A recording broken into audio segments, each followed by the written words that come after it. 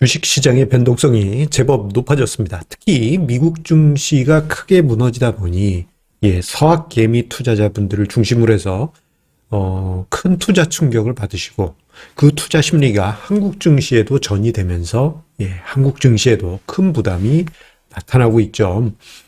특히나 최근에 굵직한 악재들이 마치 휘몰아치듯이 주식시장에 쏟아지고 있다 보니 글로벌 증시가 전체적으로 맥을 쓰지 못하는 요즘이 아닌가 싶습니다. 자, 그런데요, 지금 현재 있는 여러 가지 악재들, 인플레이션, 긴축, 경기 침체 우려, 중국에서의 격리 등등, 이러한 악재들 보면은 답이 없어 보이죠. 답이 없어 보입니다. 그런데요, 여기서 이제 굵직한 것 몇 개를 가만히 보다 보면은 시간이 흘러가면 서서히 해결될 만한 그러한 재료들이란 것을 쉽게 생각할 수 있습니다. 다만 단 며칠 만에 이렇게 해결될 이슈는 아니고요. 조금 몇 개월 정도 좀 시간이 필요할 수 있습니다. 그리고 그 시간이 흐른 후에는 뭔가 좀 달라진 분위기가 나타나지 않을까요? 자, 오늘 증시 토크에서는 이 점에 대해서 이야기 드리도록 하겠습니다. 구독, 좋아요 버튼과 함께 시작하도록 하겠습니다. 자, 앞서 언급드린 대로 미국의 긴축 속도, 인플레이션, 여기에 경기 침체 우려감까지 더해지면서 주식시장이 살벌하게 하락했죠. 지금 화면상에 오른쪽에 있는 차트는 나스닥 지수입니다. 나스닥 지수가 올해에만 이게 아마 거의 26% 가까이 하락하였고, 특히 어젯밤 사이에는 이거 마이너스 4% 넘게 하락하면서 나스닥 지수 12,000포인트가 붕괴되고, 이러다가 11,000 깨지고 10,000 가는 거 아니냐, 이런 분위기가 나타나고 있습니다. 자, 예전에는 나스닥 하면은 성장주의 대표 지수였는데 요즘은 나스닥 말고도 아크 인베스트의 ARKK도 자주 등장하죠. ARKK의 주가 흐름은 많은 분들께서 아시는 바와 같이 고점 대비 심각한 하락을 만들고 있습니다. 자, 이런 분위기가 발생하다 보니 코인 시장도 크게 흔들리고 있고, 그리고 우리나라 시장에서도 악영향이 나타나고 있습니다. 특히나 이번 주 들어서요, 우리나라 주식 시장에서 어떤 현상이 나타나느냐, 우리 시청자님들 올해 1월달 증시와 그리고 작년 가을 증시 한번 떠올려 봐 주십시오. 그때 어떤 일이 있었습니까? 자, 매시 정각마다 악성 매물이 쭉쭉 쏟아지는데, 아침 9시는 신용융자라고 하고, 중간에는 CFD, 선물 옵션 관련한 연계 마진콜, 그리고 장 마감 정도에는 마진콜 전화를 받은 투자자들의 투매성 매도, 이러한 게 복합적으로 나오면서 매시 정각마다 쭉 반등 나오려면 쭉 이랬던 일이 있었죠. 이러한 비슷한 현상이 이번 주 한국 증시에서 나타났습니다. 오늘도 그 현상이 나타나면서 장 초반에 쭉 하고 정말 자비 없이, 인간미 없이 무너졌는데, 이 이유가 바로 강제청산 때문입니다. 이런 분위기는 결국 오늘 장중에 종합주가지수 2600포인트를 붕괴시켰고요. 좀 반등을 하긴 하였지만 지금 장 마감까지 한 25분여 남아있는 상황인데, 아직까지도 종합주가지수가 2600포인트를 건너뛰지 못하고 조금 애매한 상황입니다. 힘이 없어요. 자, 이런 분위기, 미국의 긴축, 인플레이션, 그에 따른 여파 속의 경기 침체 우려감, 이걸 이제 한마디로 스태그플레이션 우려라고 하죠. 그러다 보니 이거 언제 끝날지 모른다. 끝이 안 보인다. 이러한 공포감이 가득합니다. 그도 그럴 것이 3월 달에 소비자 물가 상승률 11%였고요. 전년비. 소비자 물가 상승률 8%였고, 생산자 물가 상승률은 전년비 11%였습니다. 살벌했습니다. 자, 이번 조만간에 발표될 4월 소비자 물가 지수도 만만치 않을 거예요. 그러다 보니 긴축은 계속 진행될 것이다 라는 것이 거의 기정사실화 되어 있습니다. 자, 그런데 생각해 보면은 요 인플레이션이 발생한 메커니즘을 한번 곰곰이 생각해 볼게요. 처음엔 유동성 문제였죠. 유동성 문제도 아닙니다. 유동성 때문에 기분 좋은 인플레이션이었으니까 작년까지만 해도 아우 땡큐였던 인플레이션이었어요. 그런데 작년 연말부터 해서 수요가 이상하게 과한 상황에서 병목 현상, 공급 쇼티지가 발생합니다. 뭐 배가 정박을 하지 못해서 선박이 정박을 하지 못해서 화물을 못 내리고 있네. 뭐 이런 이야기. 그런데 수요가 워낙 크다 보니까 어휴 야 이거 난리 났어 하는 분위기 있었는데 올해 2월 말에 우크라이나 사태가 터지면서 주식시장에 심각한 불안감이 만들어지게 됩니다. 그 결과 이제 원자재 가격이 폭등했고 원유 가격이 거의 130달러 부근까지 상승하기도 하였죠. 자, 그런데요. 최근에 보게 되면 신기한 부분이 있습니다. 일단 주식시장이 조종세가 나오다 보니까 원자재 가격이 좀 배실배실해요. 이러한 이야기가 나오는 게 이런 부분이 있습니다. 이 주식시장이 경기에 먼저 선행해서 움직이는 경향이 있고, 그리고 주식시장이 뭐 미국도 그렇고 전 세계 가계부이다 보니까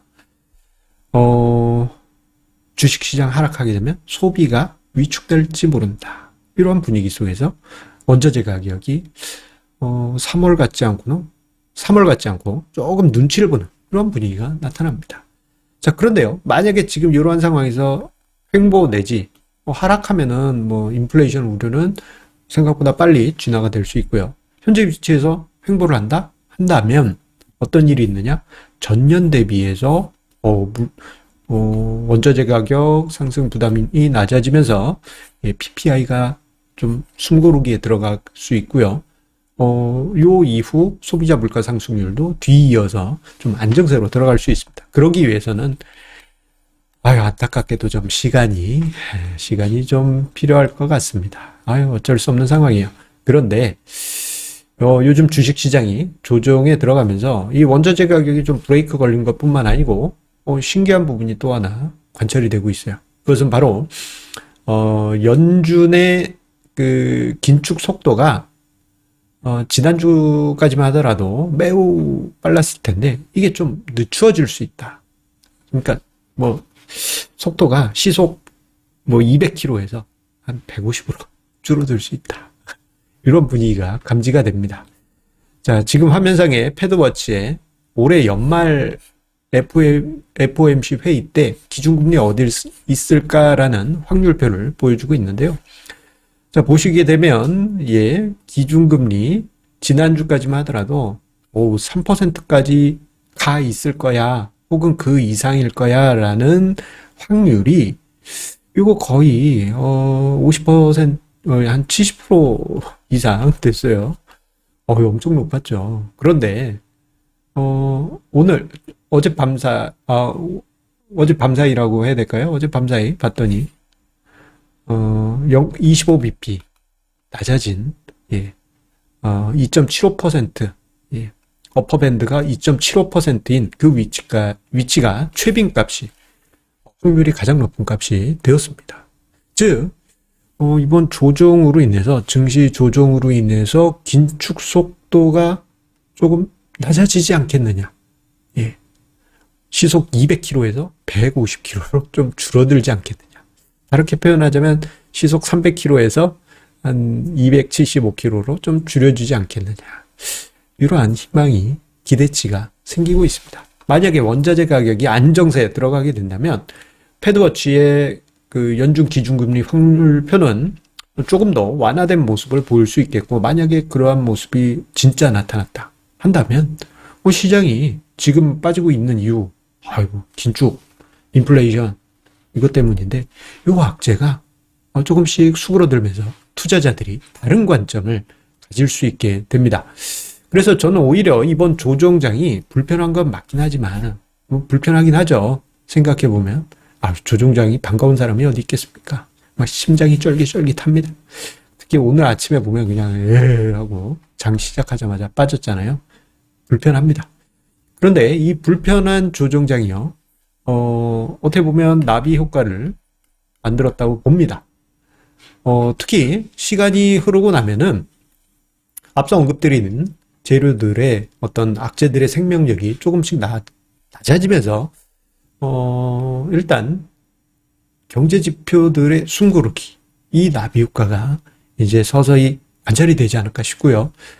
지난달부터 해서 인플레이션 지표의 피크아웃, 이러한 이야기가 나왔는데, 실제 5월 이후에, 여러 가지 물가 관련한 지표들이 숨고르기가 나온다면, 서서히 증시도, 뭔가 안정을 찾겠는데, 이런 분위기가 나타날 수 있어요. 자, 그리고 이번 조종장을 거치면서, 가장 큰 폭의 조종을 받은 거는 이제 성장주들 큰 타격을 입었고, 우리나라 증시도 만만치 않아요. 어제 이야기 드린 것처럼 한국 증시의 PBR은 바로 코앞에 1 멀티플 레벨까지 내려와 있습니다.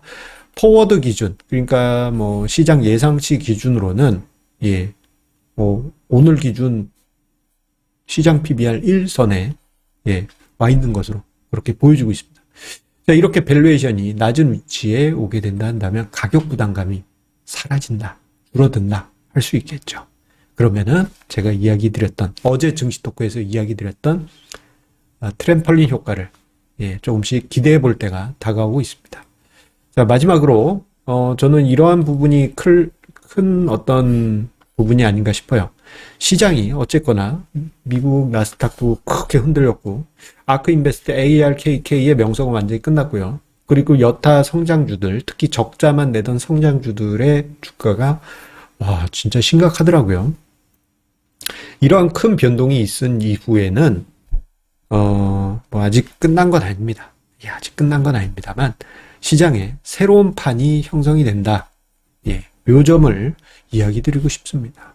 시장에 새로운 판, 요게 형성이 되면요, 기존의 대장주가 대장이 아니고 새로운 대장들이 등장할 수 있고요. 아니면 이제 제가 목요일 증시 토크에서 좀 준비해 볼까 하는데, 지금까지의 어떤 10년 넘게 형성되었던 어떤 고정관념이 바뀔 수가 있습니다.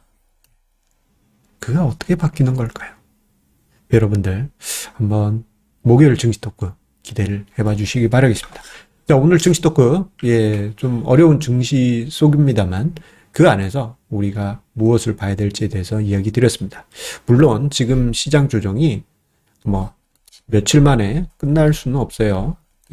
이건 지금 어쨌거나 2600 깨지고 추세가 훼손된 상황이기 때문에 다시 이렇게 들어가려고 하면은 좀 인내심의 시간이 조금 더 필요할 수는 있습니다. 자, 하지만 요 불편한 조정장 후에는 새로운 판이 또 다가오고 있다는 점 한편으로는 생각하시고, 가장 중요한 건 뭐다? 본인만의 전략. 지금 태풍이 불고 난리긴 하지만 본인만의 전략으로 강하게 투자 뚜벅뚜벅 이어가시다 보면요, 자연스럽게 성공 투자의 결실 반드시 일라 믿습니다. 여러분들 힘내십시오.